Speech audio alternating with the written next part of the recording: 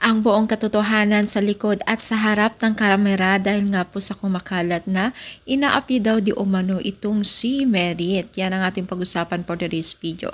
So bago natin pagpatuloy ng ating pag-support today's video, kung bago ka pa lang sa aking channel, please subscribe po, like, and pakit na rin ba natin guys ang notification bell upang ma-update po tayo tuwing ako pinag-upload patungkol sa mga viral videos. So alam niyo ba guys na sa likod at sa harap ng kamera ay talagang dito natin makikita ang katotohanan. So, di ba kumakalat dati na inaapi or kinakawawa itong si Merit. Pero 100% mga mima ay ang katunayan ngayon ay nakikipag-collab pa rin po itong si Merit kay Kuya Bal o founder po ng Team Kalingap.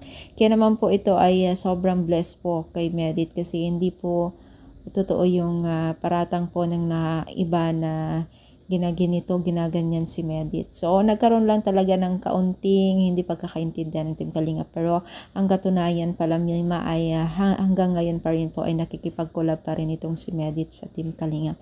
Which is napakaganda ito dahil sobrang dami po ang sumusuporta sa Team Kalingap at kay Merit. At ang katunayan nga po ay sunod-sunod na rin po ang mga blessing po na dumadating kay Merit. At isa na dyan ang kanyang YouTube sahod o channel na sumasahod na ay sasahod na next month malamang, as in next month po yan. Malamang yan, malaki ang nasasahod ni Merit yan kasi sobrang dami po ang views niya kumakailan, di ba, hanggang ngayon. Kaya naman po 100% at napaka-bless po itong si Merit ngayon. At syempre tuwang-tuwa dyan ang Team Kalingap dahil sila po rin po ang susi ng kanyang pag-angat sa buhay.